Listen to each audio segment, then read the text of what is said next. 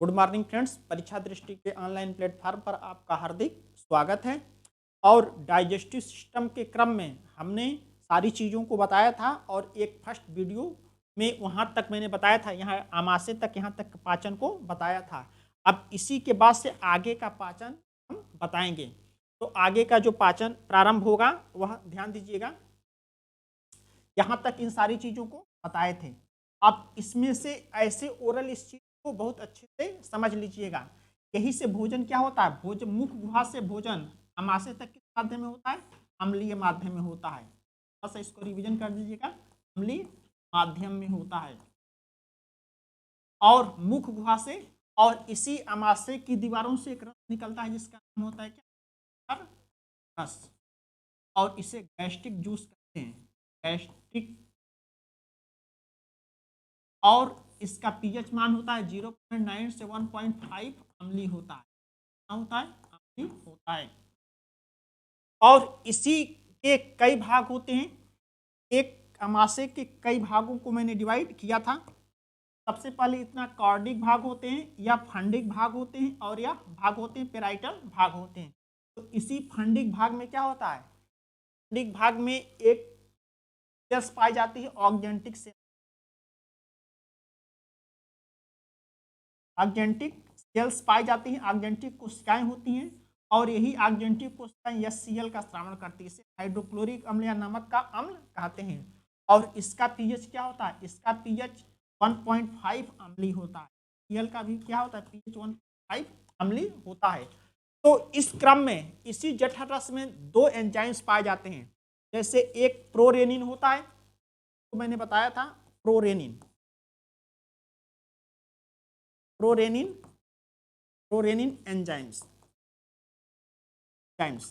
और यही जो प्रोरेनिन एंजाइम्स होता है, इसको यह जब सक्रिय होता है, प्रोरेनिन एंजाइम्स जो होता है निष्क्रिय अवस्था में होता है। एंजाइम्स जो होता है यह निष्क्रिय अवस्था में होता है। और इसी को सक्रिय करने का कार्य कौन करता है, HCl करता है। और यही HCl जो होता है जब टूटता है, यहाँ पे ध्यान दीजिएगा, HCl जब टूटता है या दो भागों में कन्वर्ट हो जाता है, H ion plus Cl ion में कन्वर्ट हो जाता है। यही H आयन इसको सक्रिय करने का कार्य करता है। यही HCl का H आयन इसको सक्रिय करने का कार्य करता है। और यह किस में कन्वर्ट हो जाता है, रेनिन में कन्वर्ट हो जाता है। क्या होता है, रेनिन में कन्वर्ट हो जाता है। रेनिन एंजाइम, रेनिन एंजाइम में कन्वर्ट हो जाता है, एंजाइम्स में कन्वर्ट हो जाता है। तो यह निष्क्रिय अवस्था होती है। क्या होती है, निष्क्रिय अवस्था होती है। और यह दूध की प्रोटीन को पचाने का कार्य करती है। क्या होती है, दूध की प्रोटीन को पचाने का कार्य करती है। तो इसी के कारण कई बार क्वेश्चन पूछा जाता है कि आमाशय में किसका पाचन प्रारंभ होता है। ये सबसे पहले याद कर लीजिए कि आमाशय में प्रोटीन का पाचन सबसे पहले प्रारंभ होता है, इनका पाचन, पाचन। और यह जो पाचन होता है, यह पाचन जो होता है, इसके क्रम में अमीन प्रोटीन क्या होती है, इसको आगे मैं बताऊंगा जब फूड मटेरियल्स पढ़ेंगे।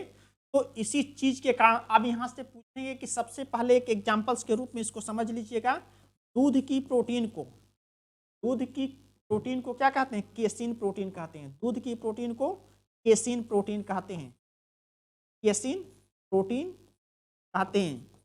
और इसी प्रोटीन के कारण दूध का रंग सफेद होता है। इस चीज को याद कर लीजिएगा, इसी केसिन प्रोटीन के कारण दूध का रंग सफेद होता है। और यही रेनिन एंजाइम यह दूध में लिक्विड अवस्था में पाया जाता है।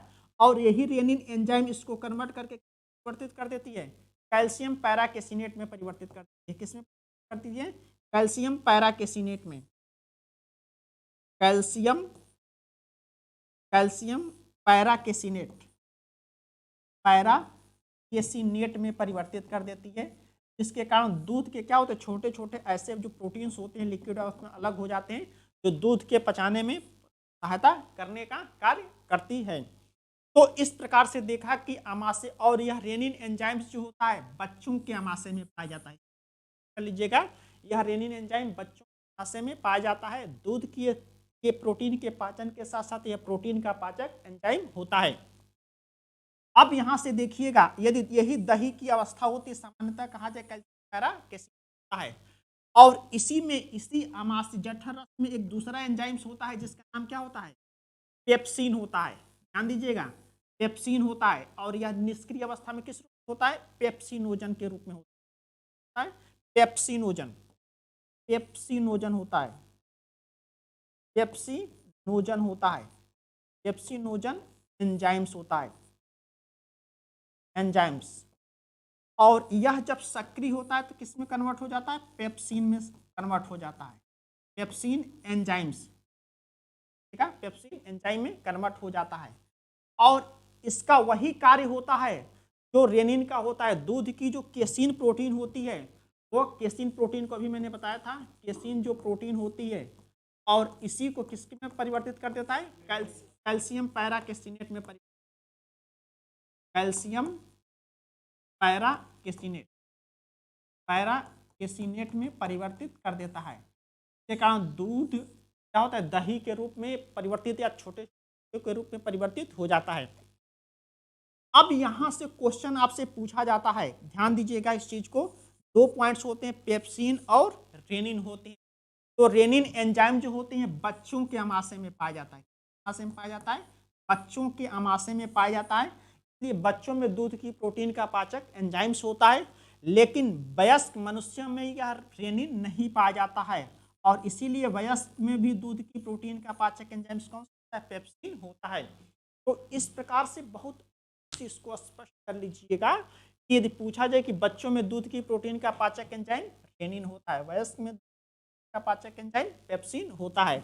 और यह विटामिन की निष्क्रिय अवस्था होती है। जब इधर देख रहे हैं एरो के पहले, यह निष्क्रिय अवस्था होती है। कौन सी अवस्था होती है, निष्क्रिय अवस्था होती है, और यह सक्रिय अवस्था होती है। तो इस प्रकार से यह स्पष्ट हो गया आमाशय के पाचन में। और ओरल के संदर्भ में यहाँ बताए थे, यह कार्य जो होते हैं, यह क्या करता है, आमाशय में भोजन के साथ आए हुए अणुओं को नष्ट करने का कार्य करता है, कैल्शियम युक्त पदार्थों को क्या करता है, गलाने का कार्य करता है, प्रोटीन के जटिल अणुओं को क्या करता है, तोड़ने का कार्य करता है, जिस कारण जठररस अच्छी प्रकार से क्रिया कर सके। इसके बाद से जठररस के निष्क्रिय एंजाइमों को सक्रिय करने का कार्य करता है। इस प्रकार से बहुत अच्छे से आप देख सकते हैं इन चीजों को। अब इसी के बाद से देखिए कि यहाँ तक भोजन का पाचन हो गया, और ध्यान दीजिए कि जैसे ही मुख गुहा से भोजन आता है कन्वर्ट हो जाता है काइम। ध्यान दीजिए, क्वेश्चन पूछा जाता है कि जैसे ही भोजन मुख गुहा से नीचे परिवर्तित हो जाता है, ग्रसनी और ग्रास नली में किस रूप में हो जाता है, काइम के रूप में जाता है। अब इस चीज को स्पष्ट कर लीजिए, यहाँ तक पाचन हो गया। और इसी के बाद से अब नेक्स्ट पॉइंट पाइए कि जैसे ही यहाँ तक भोजन पाचन किस माध्यम में हुआ, अम्लीय माध्यम में हुआ। इस चीज बहुत अच्छे अम्लीय माध्यम में हुआ। और आमाशय के बाद जैसे ही भोजन आगे बढ़ता है, आमाशय के बाद जैसे ही भोजन आगे बढ़ता है, यहाँ पे एक विशेष प्रकार का वाल्व होता है, इनको सब एक सीक्वेंस में कन्वर्ट करेंगे हम। लेकिन अब जैसे ही काइम किस में जाता है, छोटी आंत में जाता है। और आमाशय के बाद किस संरचना को क्या कहते हैं, आंत कहते हैं। क्या कहते हैं, आमाशय के बाद की शेष संरचना को क्या होता है, आंत होता है, इंटेस्टाइन होती है, इंटेस्टाइन होती है। और यह इंटेस्टाइन, इन परिभाषाओं को बहुत अच्छे से स्पष्ट कर लीजिएगा कि आमाशय के बाद शेष संरचना को आंत कहते हैं। और मनुष्य के आंत की लंबाई 7.5 मीटर होती है, टोटल डिस्टेंस होती है 0.5 मीटर होती है। और यही आंत दो भागों में बटी होती है, एक होता है छोटी आंत और दूसरा होता है बड़ी आंत होती है। इनकी परिभाषा को मैंने बता दे रहा है, छोटी आंत, छोटी आंत, इसको स्मॉल इंटेस्टाइन कहते हैं। और दूसरा जो होता है बड़ी आंत होती है, बड़ी आंत, इसको large intestine, large intestine, intestine कहते हैं। और इसको small intestine, small intestine, intestine कहते हैं। अब यहाँ पे देखिएगा जो स्मॉल इंटेस्टाइन और लार्ज इंटेस्टाइन कैसे होते हैं, इन चीजों को स्पष्ट कीजिएगा कि आमाशय के बाद यहाँ से लेके और यहाँ तक की संरचना को छोटी आंत कहते हैं।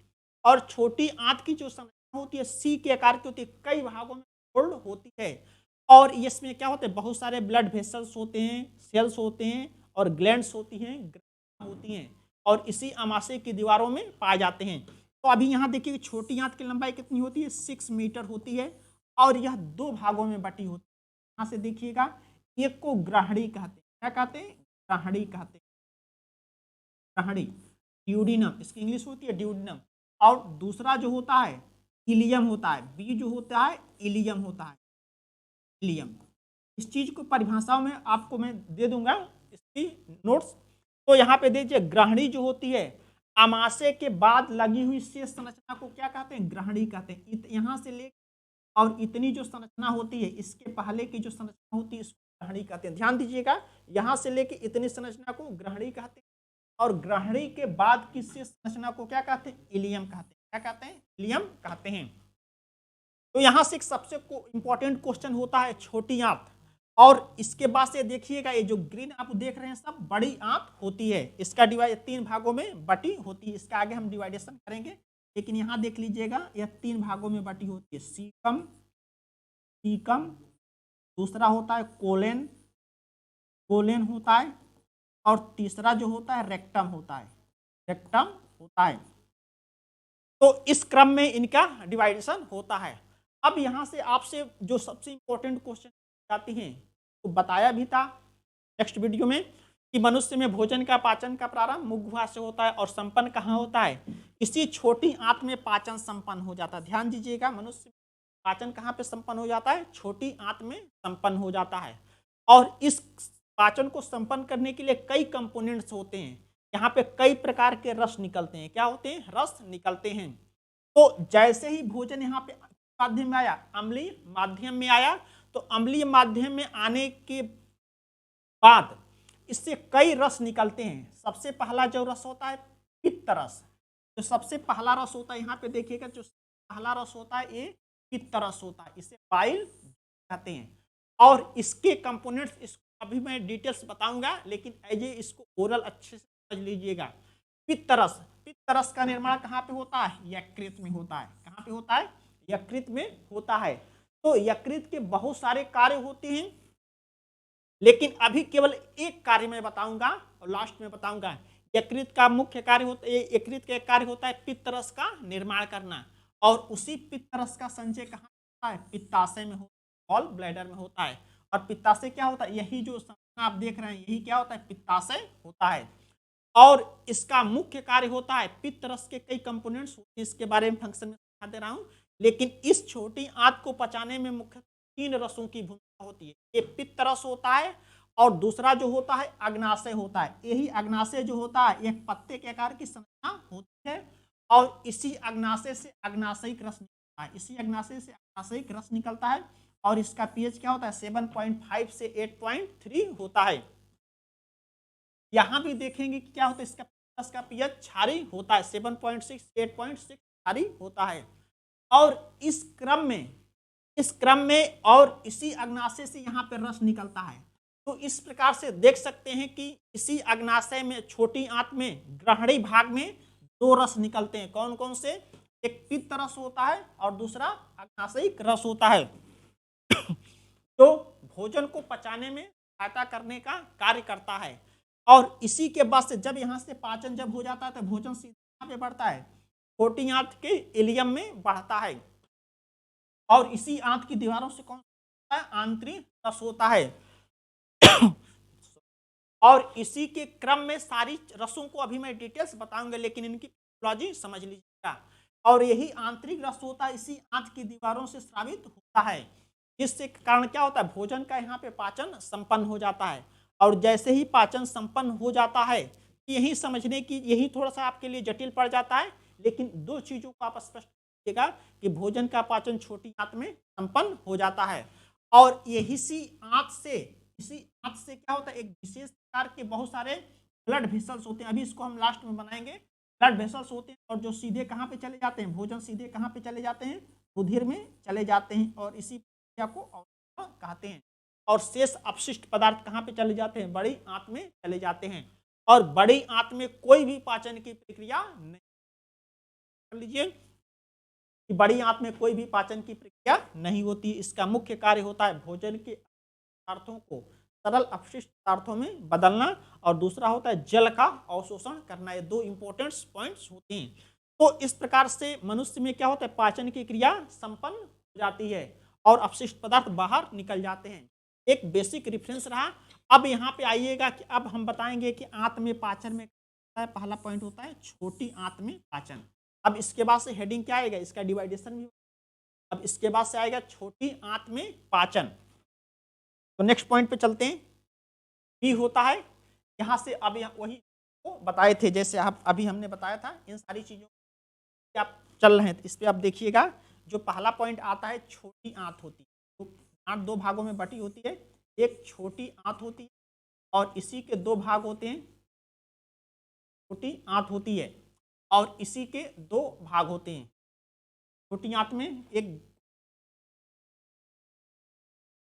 छोटी आंत में पाचन, छोटी आंत में पाचन, डाइजेशन इन स्मॉल इंटेस्टाइन होता है। और यही जो पाचन होता है, और पाचन सबसे पहले कहाँ पे पढ़ेंगे, पित्त ग्रहणी में पाचन। इसके बाद से एक हेडिंग आता है ग्रहणी में पाचन, ग्रहणी में पाचन,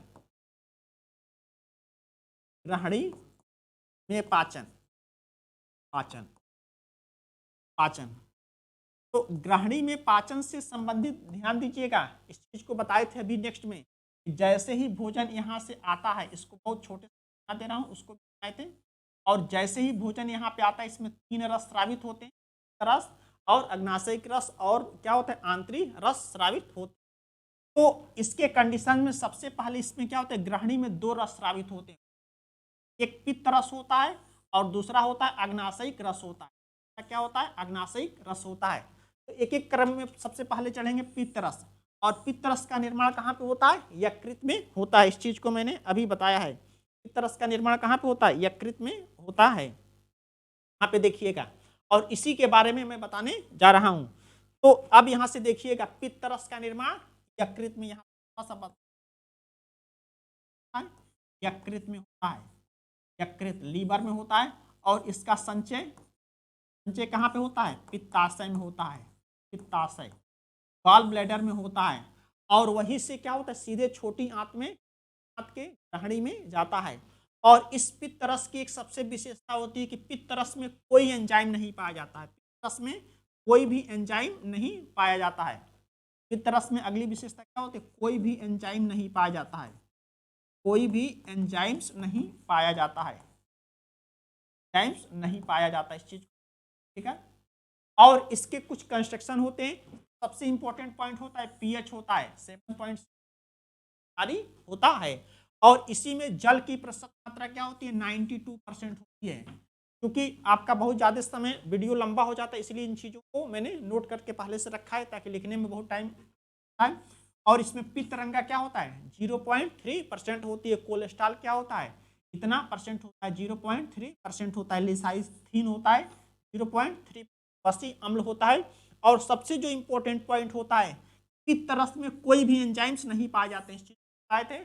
और इसमें बाइल साल्ट होते हैं, पित्त लवण होते हैं। और पित्त लवण में सबसे इंपॉर्टेंट लवण क्या होता है, सोडियम क्लोराइड होता है, सोडियम बाइकार्बोनेट होता है, सोडियम ग्लाइकोलेट होता है, सोडियम टार्कोलेट होता है। तो यहाँ से जब ट्रेडिशनल क्वेश्चन पूछे जाते हैं, पित्त रस से निर्माण कहाँ पे होता है, यकृत, संचय पित्ताशय में होता है। इसमें कोई भी एंजाइम्स नहीं पाए जाते। कौन कौन से लवण पाए जाते हैं, तो इनमें से कोई एक ऑप्शन में आपका रहता है। तो इस प्रकार से अब इस पॉइंट आता है, पित्त रस के कार्य क्या होते हैं, पित्त रस के कार्य क्या होते हैं, फंक्शन क्या होता है, फंक्शन। तो सबसे पहले ध्यान देने की आवश्यकता होती है कि पित्त रस सीधे कहाँ से आता है। पित्त रस जो होता है, या सीधे पित्ताशय से निकल कर कहाँ आता है, ग्रहणी में आता है। और भोजन के अम्लीय माध्यम को क्षारीय कर देता है। पहले इसका कार्य होता है, अम्लीय माध्यम को, अम्लीय माध्यम को क्या करता है, क्षारीय कर देता है, क्षारीय कर देता है। और दूसरा जो इसका कार्य होता है, भोजन के साथ आए हुए जीवाणु पदार्थों को नष्ट करना होता है। भोजन के साथ आए हुए जीवाणुओं के, भोजन के साथ आए हुए जीवाणुओं को नष्ट करना होता है, आए हुए जीवाणुओं को नष्ट करना होता है, जीवाणुओं को नष्ट करने का कार्य करता है। और इसके बाद से जो सबसे इंपॉर्टेंट कार्य होता है, तीसरा जो होता है, यह वसा का पायसीकरण करने का कार्य करता है। रस होता है वसा का पायसीकरण या इमल्सिफिकेशन करने का कार्य करता है। तो कैसे इसका पायसीकरण का क्या अभिप्राय होता है? जो हम वसा ग्रहण करते हैं वह सॉलिड रूपों में होती है, उसकी डेंसिटी अधिक होती है। तो जैसे ही हम भोजन को ग्रहण करते हैं वह आमाशय में बैठ जाता है और इसी के बाद से इसके घनत्व को, वसा की डेंसिटी को कम करता है। तो यह, तो मान लीजिए कि वसा होती है और यही वसा जो होता है इसके घनत्व को क्या करता है, कम छोटे भागों में तोड़ देता है, भागों में तोड़ देता है। इस प्रक्रिया को अगर नाम दे दिया जाता है, इस छोटी बूंदों का नाम दे दिया जाता है पायस। इन छोटी बूंदों का क्या नाम दिया जाए? पायस। और इस पायस का घनत्व रुधिर के घनत्व से कम होता है। इसी प्रक्रिया को क्या कहते हैं? पायसीकरण कहते हैं। पायसीकरण, पायसीकरण। तो पित्तरस का जो सबसे इंपॉर्टेंट कार्य होता है पायसीकरण, या इसकी इंग्लिश होती है इमल्सिफिकेशन करने का कार्य करता है। इसके बाद से जो चौथा जो कार्य होता है, पित्तरस जो होता है वसा में घुलनशील विटामिन, वसा में घुलनशील विटामिन क्या होता है? ए, डी, ई और के का निर्माण करने में भी सहायक होता है और इसकी कंडीशन इतनी इंपॉर्टेंट आपके कार्य होती हैं। अब इसी के बाद से इसी दूसरा पॉइंट होता है, इसमें क्या होता है? दूसरा अग्नाशयिक रस होता है। और अग्नाशयिक रस कहाँ से निकलता है? आमाशय की दीवारों से निकलता है। इस चीज को अभी मैंने दिखाया था। अग्नाशयिक रस जो होता है दीवारों से निकलता है। अब इसी चीज को मैं बताने जा रहा हूं। यहाँ पे जो होता है अग्नाशय होता है, इसी अग्नाशय से निकलता है और इसका पीएच इतना पॉइंट्स होता है। इस चीज कर लीजिएगा। अब पित्तरस हो गया। अब इसी के बाद से अग्नाशयिक रस, और अग्नाशयिक रस जो होता है ऐसे एक क्या होती है, पत्ते के आकार की संरचना होती है, इसका नाम होता है अग्नाशय। और यह शरीर में पाई जाने वाली कौन सी ग्रंथि होती है? मिश्रित ग्रंथि। इस हार्मोन्स और एंजाइम दोनों निकलते हैं। मिश्रित ग्रंथि होती है, ग्रंथि होती है, मिक्स्ड ग्लैंड कहते हैं, मिक्स्ड ग्लैंड कहते हैं। और इसी से कौन सा रस निकलता है? अग्नाशयिक रस निकलता है। और इस अग्नाशयिक रस का जो पीएच होता है 7.5 से 8.3 होता है। और इसमें जल की प्रतिशत मात्रा क्या होती है? 98% होती है। क्या होते हैं? 2% होते हैं। कम मात्रा में एंजाइम्स होते हैं। और इसमें पाए जाने वाले एंजाइम्स कौन कौन से होते हैं? जो सबसे पहला एंजाइम होता है ट्रिप्सिन होता है। सबसे पहला एंजाइम क्या होता है? ट्रिप्सिन एंजाइम्स होता है। और यह जो ट्रिप्सिन होता है प्रोटीन का पाचक एंजाइम, कि ट्रिप्सिन जो होता है प्रोटीन का पाचक एंजाइम्स होता है। और इस रस में जो होते हैं ट्रिप्सिन जो होता है किस रूप में होता है? निष्क्रिय अवस्था के रूप में होता है। या दोनों जो एंजाइम देख रहे हैं निष्क्रिय अवस्था के रूप में होता है। और इस ट्रिप्सिनोजन को सक्रिय करने का कार्य क्या करते हैं? एंटेरोकाइनेज हार्मोन्स होते हैं। क्या होते हैं? ट्रिप्सिनोजन जितना इधर पॉइंट देख रहे हैं निष्क्रिय होता है और यह सक्रिय अवस्था होती है। क्या होती है? यह सक्रिय अवस्था होती है। तो इस ट्रिप्सिनोजन को निष्क्रिय ट्रिप्सिनोजन को सक्रिय करने का कार्य एंटेरोकाइनेज हार्मोन्स के द्वारा होता है। और इसका पीएच 7.8 से लेकर 7.5 से लेकर 8 तक के बीच में होता है। क्या होती है? 8.3 होता है। और यही ट्रिप्सिन होता है जो प्रोटीन का पाचक एंजाइम्स होता है। और इसी के बाद से काइमोट्रिप्सिन, काइमो क्या होता है? काइमोट्रिप्सिन होता है उसी, और उसी काइमोट्रिप्सिन ट्रिप्सिन एंजाइम्स होता है, काइमोट्रिप्सिन कन्वर्ट करता है और जिसके कारण यह भी प्रोटीन का पाचक एंजाइम्स होता है। अब इसी के बाद से दूसरा जो होता है कार्बोहाइड्रेट। कार्बोहाइड्रेट किसे कहते हैं? यानी ऐसे यौगिक जो कार्बन, हाइड्रोजन और ऑक्सीजन से मिलकर बने होते हैं, कार्बन, हाइड्रोजन। और चूंकि हमारे शरीर में दो ही प्रकार के कार्बोहाइड्रेट की आवश्यकता होती है, एक पेंटोस शुगर और दूसरा हेक्सोज शुगर। और जब हेक्सोज शुगर की बात की जाती है तो यहाँ लिखा जाता है C6H12O। सामान्यतः आपको जनरल रेफरेंस को कार्बोहाइड्रेट मानते हैं, लेकिन शरीर में दो ही कार्बोहाइड्रेट होती है, पेंटोस शुगर और दूसरा हेक्सोज शुगर होता है। तो यह जो मंड होता है, कार्बोहाइड्रेट के पाचक एंजाइम्स कौन कौन से होते हैं? मंड। और मंड को माल्टोज में बदलने का कार्य, मंड को माल्टोज में। और यह आपके लिए नया पॉइंट्स होगा। कार्बोहाइड्रेट जो होता है, कार्बोहाइड्रेट का जब डिवाइडेशन करेंगे मोनोसेक्राइड, ऑलिगोसेक्राइड और पॉलीसेक्राइड, तो उसी पॉलीसेक्राइड्स का एग्जांपल होता है मंड या स्टार्च होता है। और यही स्टार्च क्या होता है? पौधों में संचित होने वाला भोज्य पदार्थ होता है। और इसी मंड को माल्टोज, यह डाइसेक्राइड होता है, माल्टोज होता है, डाइसेक्राइड होता है, और इसे माल्ट की शर्करा कहते हैं। क्या कहते हैं? माल्ट की शर्करा या जौ की शर्करा कहते हैं। तो अभी इसके कॉमर्शियल यूज नहीं हम पढ़ेंगे, केवल डाइजेस्टिव के संदर्भ में पढ़ेंगे। और इसी मंड को क्या होता है, अग्नाशयिक एमाइलेज एंजाइम क्या करता है, इसको माल्टोज में कन्वर्ट कर देता है।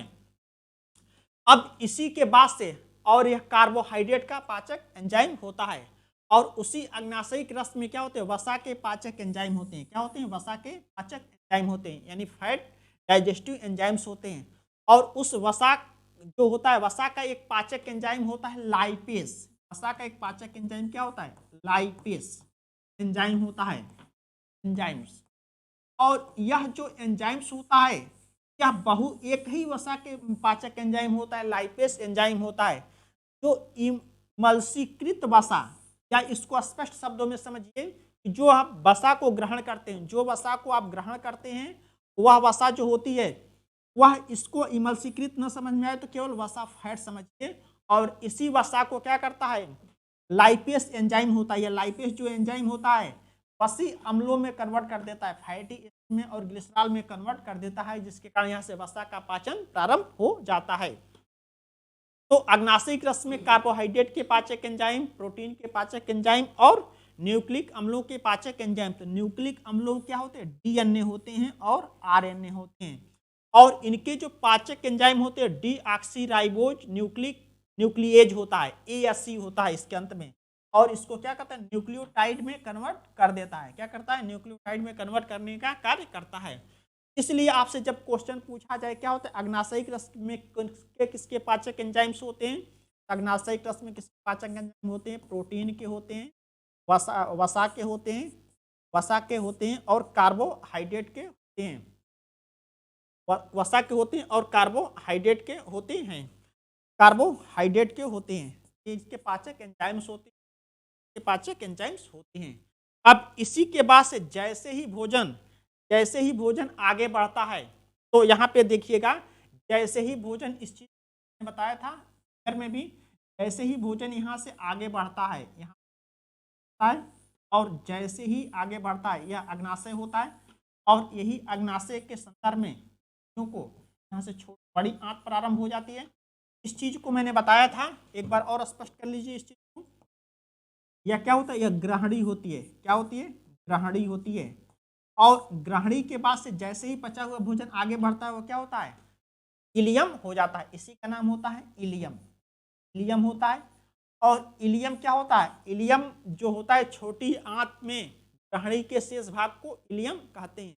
और यह जो छोटी आंत होती है, बहुत ही कुंडलित संरचना होती है। क्या होती है? बहुत ही, इसमें बहुत सारे कंडीशंस पाए जाते हैं। यह क्या होते हैं? बहुत सारे कंडीशंस होते हैं, और यह बहुत सारे सेल्स पाए जाते हैं, हार्मोन्स पाए जाते हैं, और इसकी जो दीवारें होती हैं रफ होती हैं। क्या होती हैं? रफ होती हैं। और इन्हीं को आंतरीय रस निकलते हैं। इसी ग्रहणी की दीवार से कौन सा रस निकलता है? आंतरीय रस, आंतरिक रस। और इंटेस्टाइनल जूस कहते हैं, क्या नाम होता है? इंटेस्टाइनल जूस होता है। और यह जूस क्या होते हैं? इसके बाद से देखा जाए तो अमाशय के बाद से जो शीत निकलते हैं, वो सब क्या होते हैं? क्या होते हैं? क्षारी होते हैं। तो इस प्रकार से आंतरिक रस जो होता है, भोजन को पचाने में भी सहायता करने का कार्य करता है, और यहीं पे भोजन का पाचन पूरा हो जाता है। अब इसी के बाद से नेक्स्ट जो होता है आंतरिक रस।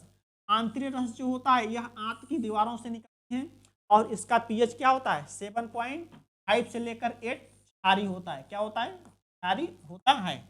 और इसी में आंतरिक रस में पाचक के एंजाइम होते हैं। अभी इस छोटी आंत में पाचन चल, छोटी आंत में पाचन है। और यही जो होता है इरेप्सिन, और इरेप्सिन जो होता है, यह प्रोटीन का सामूहिक पाचक एंजाइम होता है। प्रोटीन सामूहिक पाचक एंजाइम होता है, अर्थात यह किसी भी प्रकार के प्रोटीन को की क्षमता रखता है।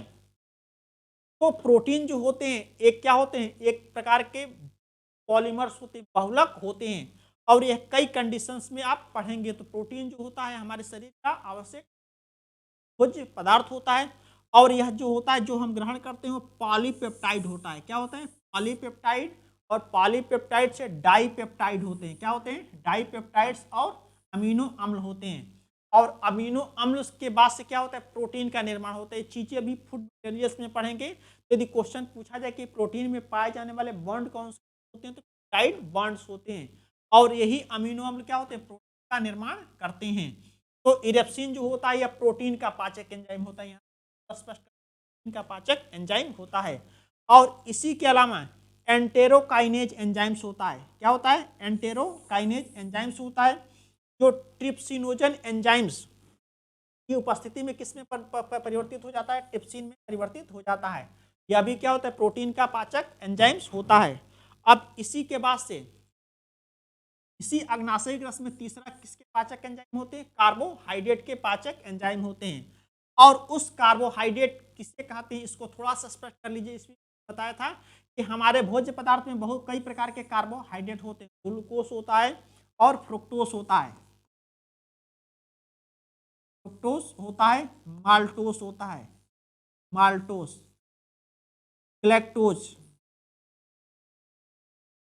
लैक्टोज होता है, लैक्टोज होता है, लैक्टोज होता है, सुक्रोज होता है, सुक्रोज होता है। तो यह हमारे क्या होते हैं? भोज्य पदार्थ होते हैं। इनको भोजन में किसी न किसी रूप से ग्रहण हम करते रहते हैं। और इसके कई अन्य नाम होते हैं कमर्शियल कार्बोहाइड्रेट के संदर्भ में इसके कर दे रहा हूं। ग्लूकोज को रुधिर की शर्करा, ब्लड शुगर कहते हैं। और भोजन को में किसी न किसी रूप में देते हैं। और यह जो फ्रुक्टोज होता है इसे फलों की शर्करा कहते हैं। और यह प्रकृति में पाए जाने वाले सबसे शर्करा होती है। अब माल्टोज जो होता है, माल्ट शुगर कहते हैं, इसे जौ की शर्करा कहते हैं। और ग्लैक्टोज जो होता है यह दूध की शर्करा होती है। और लैक्टोज जो होता है यह दूध की शर्करा होती है। तो यह क्या होता है कि लैक्टोज जो होता है डाइसैकराइड शर्करा होती है। आपकी जनरल रेफरेंस के रूप में ज़्यादा कन्फ्यूजन क्रिएट न होने पाए, इसीलिए आप सामान्यतः याद कर लेते हैं करते हैं कि दूध जो होता है, दूध में पाई जाने वाली शर्करा होती है, लैक्टोज होता है। और लैक्टिक परिवर्तित हो जाता है, जिसके दूध खट्टा होकर फट जाता है। तो अभी इसमें जानिए, मोनोसैकराइड होती है, डाइसैकराइड होती है, और यह सुक्रोज होती है। क्या होती है? इसे कैन शुगर कहते हैं, जिसे हम चीनी के नाम से जानते हैं। तो अब यहाँ से देखिएगा कि इनके जो पाचक एंजाइम होते हैं, इसके पाचक एंजाइम होते हैं, इसको कैसे प्रूफ किया जाता है। तो ध्यान दीजिएगा, इसको एंजाइम ग्लूकोज को पचाने के लिए क्या होता है? कार्बोहाइड्रेट को पचाने के लिए कौन कौन से एंजाइम होते हैं? विभिन्न प्रकार के कार्बोहाइड्रेट होते हैं। और इसी को सदैव ध्यान दीजिए, सभी के अंत में एक कॉमन शब्द होता, वर्ड होता है वो। और इसी ओ को ए बना दीजिए, इस पाचक एंजाइम होता है, ग्लूकेस होता है। और इसी प्रकार से फ्रुक्टोज, FRUCTASE एंजाइम्स होता है। और ये क्या होता है? माल्टेस, MALTASE एंजाइम्स होता है। और यह ग्लैक्टेस, GLACTA एंजाइम्स होता है। और लैक्टेस, LACTAS लैक्टेज एंजाइम्स होता है। और सुक्रेस, SUCRASE एंजाइम्स होता है। तो इस प्रकार से जैसे ग्लूकोज का एंजाइम पूछे तो इसको ऐसे एक्सप्लेन कर सकते हैं। लेकिन यदि एंजाइम देखेंगे, एंजाइम्स जो होते हैं यह आगे जब हम पढ़ेंगे तो एंजाइम जो होते हैं यह क्या होते हैं? जैव उत्प्रेरक होते हैं। इसी का नाम दे दिया जाता है जैव उत्प्रेरक, उत्प्रेरक, बायो कैटलिस्ट इसको कहते हैं। और ये किसके मिलकर बने होते हैं? प्रोटीन अथवा अमीनो बने होते हैं। इस चीज की चर्चा फूड मटेरियल्स में किया जाएगा। एंजाइम्स जो होते हैं एक क्रियाओं के बाद क्या होते हैं? ना होती हैं। तो ये सारी चीजें होती हैं। अब इसी के बाद से जैसे ही भोजन, अब यहाँ से देखिए, जैसे ही क्या होता है, यहाँ से हमारे अमाशय से जाके यहाँ पे जाता है, छोटी आंत होती है। और इसमें सारे पाचन डाइजेशन में इस चीज को बता दिया हूँ। इससे एक बार इसको देख लीजिएगा। से क्या होती है? बड़ी आंत प्रारंभ हो जाती है, बड़ी आंत प्रारंभ हो जाती है। और इस कंडीशंस में बड़ी आंत होती है। और यहाँ से सारी चीजें होती हैं। यहीं से जो होता है इसको ग्रहणी कहते हैं और इलियम कहते हैं। और यहीं पे भोजन का पाचन संपन्न हो जाता है। और इसी इलियम की दीवारें क्या होती है? बहुत ही रफ होती हैं। क्या होती हैं? बहुत ही रफ होती हैं, जो भोजन के एब्जॉर्वेशन में सहायक होती हैं। यहाँ से भोजन डाइजेशन की परिभाषा बताए थे कि भोजन के अघुलनशील अणुओं को घुलनशील अणुओं में बदलने की प्रक्रिया को पाचन कहते हैं। तो यहाँ से जो अघुलनशील भोज्य पदार्थ होते हैं घुलनशील में बदल जाते हैं और इसी पे क्या होता है, विलाई होते हैं, जिसे क्या कहते हैं, रसांकुर कहते हैं। और यही रसांकुर क्या कहते हैं, यहीं से रुधिर सीधे अवशोषित कहाँ चले जाते हैं, रुधिर में चले जाते हैं, रुधिर में चले जाते हैं, ब्लड में चले जाते हैं, ब्लड में चले जाते हैं। अब जब रुधिर ब्लड में चले जाते हैं तो जैसे ही रुधिर में जाते हैं इसी प्रक्रिया को अवशोषण कहते हैं। क्या कहते हैं, अवशोषण। तो इसकी परिभाषा होती है कि अवशोषण जो होता है, ग्रहण किए हुए भोज्य पदार्थ जब रुधिर में मिल जाते हैं इसी प्रक्रिया को अवशोषण कहते हैं। और इस प्रक्रिया में यहाँ तक ऊर्जा का निर्माण नहीं होता है, ऊर्जा का निर्माण नहीं होता है। मुख गुहा से लेकर भोजन जैसे आंत में आता है और रुधिर में मिलने तक ऊर्जा का निर्माण नहीं होता है। और उसी में एक प्रक्रिया होती है स्वांगीकरण। क्या होती है, स्वांगीकरण होता है। और स्वांगीकरण की जो परिभाषा होती है बहुत ही इंपॉर्टेंट होती है। जब ग्रहण रुधिर में अवशोषित हुए भोज्य पदार्थों से, इसकी परिभाषा होती है कि रुधिर में अवशोषित हुए भोज्य पदार्थों से, रुधिर में अवशोषित हुए भोज्य पदार्थों से, अवशोषित हुए भोज्य पदार्थों से, रुधिर में अवशोषित हुए भोज्य पदार्थों से घुलनशील भोज्य पदार्थ कर दीजिए, हुए घुलनशील भोज्य पदार्थ से, घुलनशील भोज्य पदार्थ से, भोज्य पदार्थ से, पदार्थ से ऊर्जा उत्पादन करने का कार्य किया जाता है। क्या उत्पादन करने का कार्य किया जाता है, करने का कार्य किया जाता है, किया जाता है, जाता है, ऊर्जा उत्पादन करने का कार्य किया जाता है। और इसी ऊर्जा को, और इसी ऊर्जा को, इसी ऊर्जा को शरीर की समस्त जैविक क्रियाओं में, समस्त जैविक क्रियाओं में, जैविक क्रियाओं में उपयोग होता है, उपयोग होता है, होता है।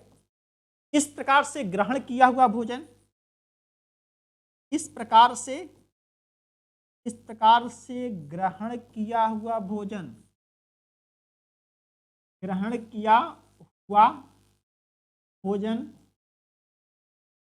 शरीर का अंग या भाग बन जाता है, शरीर का अंग, अंग यहां देख लीजिएगा, अंग या भाग बन जाता है, यहां से अंग या भाग बन जाता है, बन जाता है। अतः इस पूरी प्रक्रिया को, अतः इस पूरी प्रक्रिया को, इस पूरी प्रक्रिया को, प्रक्रिया को स्वांगीकरण कहते हैं। कहते हैं स्वांगीकरण, एसिमिलेशन कहते हैं। क्या कहते हैं, एसिमिलेशन कहते हैं। यहाँ से कंडीशंस होती है कि डाइजेस्टिव सिस्टम में वह कौन सी प्रक्रिया होती है जहां से ऊर्जा का उत्पादन होता है, वो कौन सी प्रक्रिया होती है, स्वांगीकरण होता है। क्या होती है, स्वांगीकरण। और इस चीज को बहुत अच्छे से कॉन्सेप्ट बना लीजिएगा कि किसी भी जीव में भोजन के उत्पादन की जो अवस्था होती है स्वांगीकरण होती है। इस प्रकार से ध्यान दीजिएगा कि मुख गुहा से भोजन को चाहे आप जितना भी ग्रहण कर लीजिएगा, जब तक वह डाइजेस्ट होकर शरीर का भाग नहीं बन पाता है तब तक वह भोजन क्या होता है, ऊर्जा का उत्पादन में कार्य नहीं होता है। इसलिए ग्रहण किया हुआ भोजन जब तक शरीर का अंग या भाग नहीं बन जाता है, जबकि स्वांगीकरण प्रक्रिया के द्वारा ऊर्जा का उत्पादन हो पाए। अर्थात इसके बाद जब ये प्रक्रिया नहीं होती है तो अधिक भोजन ग्रहण करने से हो सकता है कि डायरिया के द्वारा क्या होता है, मुंह के द्वारा या शरीर के द्वारा बाहर निकल जाता है, इससे कोई लाभ नहीं होता है। तो इस प्रकार से हमने देखा, इस प्रकार से क्या होता है, छोटी आंत में पाचन की प्रक्रिया क्या होती है, संपन्न हो जाती है। के कारण कहा गया मनुष्य में पाचन की आंत में संपन्न हो जाती है। छोटी आंत में वन लाइनर आपके आता है। इसको याद रखिए, इतनी सारी प्रक्रियाओं के होने के बाद से यह प्रक्रिया होती है। अब इसी के बाद से आता है बड़ी आंत। क्या होता है? बड़ी आंत होती है। और बड़ी आंत को मैंने बताया था कि आप पास से इसके बाद से फिगर इसको देख लीजिएगा, बड़ी आंत नहीं है। बड़ी आंत जो होती है यहीं से कंडीशंस होती है। बड़ी आंत जो होती है इसकी यहीं से कंडीशंस होती है और यहाँ से अमाशय होता है और यह क्या होती है? छोटी आंत होती है। और छोटी आंत के बाद से आगे जो जाती है यही बड़ी आंत होती है, जो कुंडलित संरचना होती है। क्या होती है? कुंडलित संरचना होती है। और इसके बाद से जो रेड संरचना देख रहे हैं यही बड़ी आंत होती है। और ये चीज़ें नहीं स्पष्ट हो जाती तो वीडियो में मैंने इसको बहुत अच्छे से बताया है। यही बड़ी आंत होती है। यह भी क्या होती है? कुंडलित होती है, कई भागों में बटी होती है, 3 भागों में। यहाँ से लेके बड़ी आंत होती है और इनकी लंबाई क्या होती है? 1.5 मीटर होती है। तो सबसे पहले मनुष्य के संदर्भ में देख लीजिएगा, तो इसको डिवाइडेशन करेंगे तो इसको जैसे 3 भागों में बांट दीजिए। पहले भाग क्या होता है? रेक्टम होता है, दूसरा कोलन होता है और तीसरा रेक्टम होता है। तो सदैव ध्यान दीजिए कि इसमें कुछ पॉइंट को स्पष्ट कर लीजिएगा कि बड़ी आंत में पाचन की प्रक्रिया नहीं होती है। कुछ पॉइंट, बड़ी आंत में पाचन की प्रक्रिया नहीं होती है। आंत में पाचन नहीं होता है, पाचन की प्रक्रिया नहीं होती है, प्रक्रिया नहीं होती है, नहीं।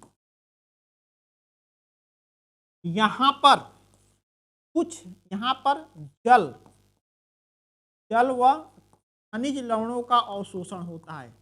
खनिज लवण का अवशोषण होता है। अवशोषण अवशोषण अवशोषण होता है। यही जो सबसे इंपॉर्टेंट होता है, जल एवं खनिज लवणों का अवशोषण होता है। और यहाँ पे जैसे ही भोजन के अपशिष्ट पदार्थ इसमें चले आते हैं, किसमें? बड़ी आंत में चले आते हैं, तो यहाँ पे क्या होता है? एक प्रक्रिया होती है किण्वन। क्या होता है? एक प्रक्रिया जो होती है किण्वन या फर्मेंटेशन होती है। किण्वन किण्वन फर्मेंटेशन होती है। और इसी प्रक्रिया के द्वारा क्या होते हैं? भोजन के जो अपशिष्ट पदार्थ होते हैं, द्वारा जो भोजन के अपशिष्ट पदार्थ होते हैं, भोजन के अपशिष्ट पदार्थ, अपशिष्ट मतलब बेकार पदार्थ होते हैं। अपशिष्ट पदार्थ जो होते हैं, इन्हीं अपशिष्ट पदार्थों को क्या कहता है? सरल अपशिष्ट पदार्थों में तोड़ा जाता है। इसमें सरल अपशिष्ट पदार्थों में तोड़ा जाता है। अपशिष्ट पदार्थों में तोड़ा जाता है, पदार्थों में तोड़ा जाता है। और यह प्रक्रिया किसके द्वारा होती है? किण्वन के द्वारा होती है। क्या द्वारा होती है? किण्वन के द्वारा होती है। और इस किण्वन की प्रक्रिया में क्या होते हैं? सहजीवी जीवाणु होते हैं।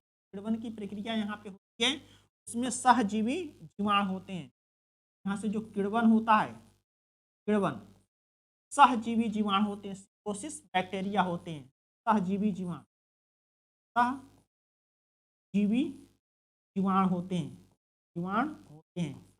तो यह जो सहजीवी जीवाणु होते हैं बहुत सारे गैसों को निकालते हैं। क्या होती है? बहुत सारी गैसें निकलती हैं। इसमें CO2, SO2, NO2, NO2, H2S, H2S, CH4 गैसें उत्पन्न होती है। और इसके द्वारा क्या होता है? यही गैसें क्या होती हैं? बाहर निकलती रहती हैं। और अंत में इन अपशिष्ट पदार्थों को इस रेक्टम में एकत्र कर दिया जाता है। क्या होता है? रेक्टम में एकत्र कर दिया जाता है और अंत में शरीर से बाहर निकाल दिया जाता है। इस प्रकार से मनुष्य में पाचन की प्रक्रिया क्या होती है? संपन्न हो जाती है, सॉरी पूरी हो जाती है, संपन्न नहीं होती। यहाँ पाचन की प्रक्रिया पूरी हो जाती है। तो इसकी कंडीशंस में सारी चीजों को मैंने बताया था। अब यहाँ पे देखिएगा, यही सारी चीजों को यहाँ पे मैंने की। अब यही से सारी प्रक्रिया होती है। इस प्रकार से एक रेफरेंस के रूप में पाचन कहाँ से प्रारंभ होता है? मुख गुहा से प्रारंभ होता है। संपन्न कहाँ होता है? छोटी आंत में संपन्न होता है और यहीं से बाहर निकाल दिया जाता है। इस प्रकार से पाचन की प्रक्रिया पूरी हो जाती है। तो मनुष्य के संदर्भ में इतना रहा। और ध्यान दीजिए कि कभी कभी एक कब्ज की अवस्था हो जाती है। गैसों की सारी चीजें होती हैं। जब हमारे भोज्य पदार्थ में फाइब्रस की कमी होती है तो कंडीशंस आ जाती है। और इसी पाचन तंत्र में एक सबसे पॉइंट होता है यकृत। क्या होता है? यकृत लीवर होता है। इसके संदर्भ में मैं बता दे रहा हूं जो लीवर जो होता है, यहाँ पे देखिएगा लीवर, यकृत, इसके संदर्भ में भी मैं बता दे रहा हूँ, यकृत और यकृत यानी function of liver, function of liver है। और यह शरीर के क्या होता है, थोरेक्स भाग में स्थित होता है। इसके ऊपर क्या होती है, ऐसे क्या होते हैं, रिब्स लगे होते हैं, ऐसे रिब्स लगी होती। तो ध्यान दीजिएगा, यह एक विशेष प्रकार के थोरेसिक कैविटी में स्थित होता है और इसके दो भाग होते हैं। एक भाग राइट पार्ट्स होता है और दूसरा लेफ्ट पार्ट्स होता है। तो लेफ्ट पार्ट्स में 3 भाग होते हैं, एक 2 और 3, और राइट पार्ट्स में 2 भाग होते हैं, 1 और 2। और इसी के नीचे क्या होता है, अभी संरचना बताए थे, यही क्या होता है, गॉल ब्लैडर होता है। इसके बारे में मैं बता चुका हूँ, यही क्या होता है, गॉल ब्लैडर होता है, पित्ताशय होता है, पित्ताशय। तो पित्ताशय की मैं चर्चा कर चुका हूँ। तो सबसे पहले यकृत के कार्य कौन कौन से होते हैं? तो यकृत का जो होते हैं, यह एक विशेष प्रकार की संरचना होती है और इसमें एक कंडीशंस आती है कि यकृत का जो सबसे पहला कार्य होता है, मैंने पहले ही क्लास में बनाया था, मनुष्य में भोजन का संचय किस रूप में होता है? मनुष्य में भोजन का संचय, मनुष्य में भोजन का संचय किस रूप में होता है? का संचय ग्लाइकोजन के रूप में होता है, ग्लाइकोजन के रूप में होता है। ग्लाइकोजन पहले ही क्लास में बताए थे, ग्लाइकोजन, जबकि पौधों में किस में रूप में होता है? मंड या स्टार्च के रूप में होता है। तो यकृत का सबसे इंपॉर्टेंट कार्य होता है, और जब हम अपने भोज्य पदार्थ में आवश्यकता से अधिक ग्लूकोज को लेते हैं, क्या करते हैं? आवश्यकता से अधिक ग्लूकोज को लेते हैं, तो यही ग्लूकोज का संचय किस रूप में होता है? ग्लाइकोजन के रूप में हो जाता है। और यही ग्लाइकोजन, यकृत में ग्लाइकोजन के संचय करने की 100 ग्राम होती है, क्या होती है? 100 ग्राम होती है। और यह ग्लाइकोजन क्या होता है? 12 घंटे तक कार्य करता है। तो एक जाहिर सा रेफरेंस होता है कि जैसे जैसे कुछ आपकी इनकम होने लगती है, उसको क्या करते हैं, तो रिजर्व करने लगते हैं, क्योंकि वह प्रतिकूल परिस्थितियों में काम आए। उसी प्रकार से हमारे शरीर की जो स्ट्रक्चर होता है बहुत ही कैरेक्टरिस्टिक होता है। तो जो लीवर होता है, जो आप भोजन ग्रहण करते हैं, उसमें से कुछ क्या होता है, ग्लूकोज, जो यकृत में संचय होता है। और यही ग्लाइकोजन का जो संचय होता है, यकृत में संचय होता है। और जब विपरीत परिस्थितियों में, यानी विपरीत परिस्थितियों का अभिप्राय होता है कि जब व्यक्ति को भोजन नहीं मिल पाता है और अपनी स्थितियों को मनवाने के लिए, जैसे मान लीजिए कभी नाराज हो जाते हैं, भोजन आप ग्रहण नहीं करते हैं, या विषम परिस्थितियां आ जाती हैं जब व्यक्ति को भोजन नहीं मिल पाता है, तो ऐसी स्थितियों में क्या होता है, यही ग्लाइकोजन क्या होता है, ग्लूकोज में कन्वर्ट हो जाता है और यह शरीर को ऊर्जा प्रदान करने का कार्य करता है। तो यकृत में एक विशेष प्रक्रिया होती है कि जब आवश्यकता से अधिक ग्लूकोज होता है तो वह किस में परिवर्तित हो जाता है? ग्लाइकोजन के रूप में परिवर्तित हो जाता है। इसी प्रक्रिया को ग्लूकोजेनेसिस कहते हैं। जिस प्रक्रिया के द्वारा जब भोजन में आवश्यकता से अधिक ग्लूकोज हो जाता है तो किस में कन्वर्ट हो जाता है? ग्लाइकोजन में। और जिस प्रक्रिया के द्वारा होता है ग्लूकोजिनोसिस कहते हैं। लेकिन जब व्यक्ति को भूख लगी होती है तो जब भोजन नहीं मिल पाता है तो यही ग्लूकोज क्या होता है, ग्लाइकोजन जो पुनः ग्लूकोज में कन्वर्ट हो जाता है, ग्लूकोनियोजेनेसिस, ग्लूकोजिनोलाइसिस क्या कहते हैं, ग्लूकोजिनोलाइसिस प्रक्रिया के द्वारा संपन्न होता है। तो यह कंडीशंस होती है। और इसी के बाद से अब नेक्स्ट कार्य होता है यकृत का। यकृत जो होता है यूरिया का निर्माण करता है। क्या करता है? यूरिया का निर्माण करता है। यहाँ पे ध्यान दीजिएगा, यकृत होता है, यकृत यूरिया का तो निर्माण तो करता है, लीवर यूरिया का निर्माण करता है, यूरिया का निर्माण करता है, यूरिया का निर्माण करता है। और यही जो यूरिया होती है ब्लड में चली जाती है, जो यूरिन के माध्यम से क्या होती है, बाहर निकलती है। लेकिन इस यूरिया को निकालने का कार्य, जैसे यहाँ पे देखे होंगे कि ब्रिक, इसको एक्सक्रीटरी सिस्टम में पढ़ेंगे, कि निकालने का कार्य कौन करता है? ब्रिक करता है, ब्रिक करता है। तो जिस प्रक्रिया के द्वारा क्या होती है, यूरिया का निर्माण होता है, यकृत में होता है, और जिस चक्र के द्वारा होता है, ऑर्निथीन चक्र होता है। और इस प्रक्रिया में जो अमीनो अम्ल से अमोनिया उत्पन्न होती है और कार्बन डाइऑक्साइड से मिलकर क्या होते हैं, यह यूरिया का निर्माण होता है। यही क्या होती है? यूरिया होती है। और इसी प्रक्रिया को डीएमिनेशन कहते हैं और जल निकलता है। दूसरा कार्य होता है, यह दूसरा कार्य होता है, और यकृत का तीसरा कार्य होता है आरबीसी का निर्माण करना होता है। तो आरबीसी का निर्माण करना होता है। तो ध्यान दीजिएगा, आरबीसी का निर्माण जो होता है सामान्यतः वयस्क मनुष्यों में इसकी दो कंडीशन होती है। यह आरबीसी बच्चों में क्या होते हैं, बच्चे जब गर्भावस्था या एम्ब्रियोनिक स्टेज में होते हैं तो क्या करता है, आरबीसी का निर्माण करने का कार्य करता है। जब बच्चे भ्रूणीय अवस्था या गर्भावस्था में होते हैं उसमें आरबीसी का निर्माण करने का कार्य करता है। लेकिन यदि इसको क्वेश्चन वयस्क में आरबीसी का निर्माण कहाँ होता है, अस्थियों में होता है, बोन मैरो में होता है।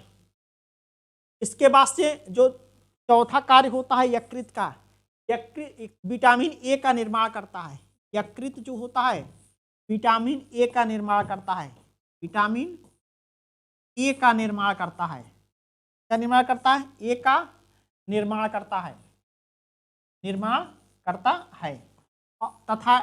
तथा डी व के का संचय करता है, तथा डी व के का संचय करता है। ध्यान दीजिएगा, जब क्वेश्चन पूछा जाए यकृत किस विटामिन का निर्माण करता है, विटामिन ए का निर्माण करता है। और किसका संचय करता है, डी व के का संचय करता है। अब यहां से पूछा जाए ए का नाम क्या होता है, रेटिनाल होता है। क्या होता है, रेटिनाल होता है, रेटिनाल। इसका रासायनिक नाम होता है बीटा कैरोटीन होती है। चीज को आगे विटामिन में हम पढ़ाएंगे। इसके अन्य कार्य, अगला कार्य होता है पांचवा, यकृत जो होता है कॉपर आयन का संचय करता है। क्या करता है, कॉपर आयन का संचय करता है।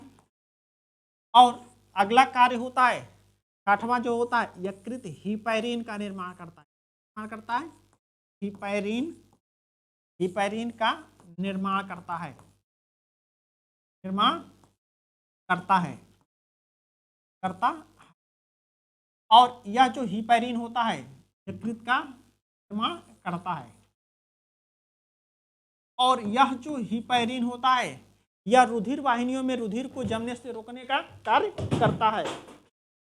भाई क्या गिर रहा है, यकृत में हिपैरिन वाहिनियों को निर्माण करने का कार्य करता है। और इसके संदर्भ में हिपैरिन को स्पष्ट व्याख्या करेंगे। हमारे शरीर में जो रुधिर वाहिनियां होती हैं और यह क्या करता है, आरबीसी पाया जाता है, यह ऑक्सीजन की सप्लाई करने का कार्य करता है। और इतना जानते हैं कि रुधिर हवा के संपर्क में आने पर क्या होता है, जम जाता है।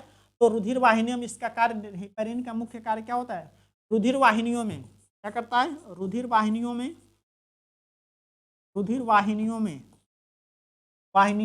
ब्लड वेसल्स, इंग्लिश होती है ब्लड वेसल्स में रुधिर को जमने से रोकने का कार्य करता है, रुधिर को जमने से रोकने का कार्य करता है। तो इस प्रकार से आप लोगों ने बहुत अच्छे से समझ गए होंगे कि इसके कार्य क्या होते हैं। कुछ फंडामेंटल्स वर्क इनके बारे में बताए हैं, लेकिन इसके बाद इन चीज़ों को इस प्रकार से डाइजेस्टिव सिस्टम, सारी चीज़ें स्पष्ट हुई। और इस संदर्भ में यदि कोई भी कंफ्यूजन हो कमेंट सेक्शन में आप बताइए। और इसी के बाद से जब डाइजेस्टिव सिस्टम आप पढ़ चुके हैं तो डाइजेस्टिव सिस्टम के बाद से आता है भोज्य पदार्थ। यहाँ पे देखिएगा, इन चीज़ों को बहुत अच्छे से मैंने एक्सप्लेन किया है। और यहाँ से जब आगे आप पढ़ेंगे, इस चीज़ों को जब आगे आप पढ़ेंगे, इसी के बाद से एक सबसे इंपॉर्टेंट टॉपिक आता है भोज्य पदार्थ। क्या होते हैं, भोज्य पदार्थ। पूरे हर चीज़ों को हर फिगर में किया हूँ। और इसी के बाद से हम पढ़ाएंगे भोज्य पदार्थ, फूड मटेरियल क्या होते हैं। फूड मटेरियल क्या होते हैं, विटामिन होते हैं, कार्बोहाइड्रेट होते हैं, वसा होते हैं, खनिज तत्व होते हैं और जल होते हैं। इस प्रकार से आशा करता हूँ कि डाइजेस्टिव सिस्टम आप अच्छी तरह से समझ गए होंगे। तब तक अपना ख्याल रखिए। Thank you.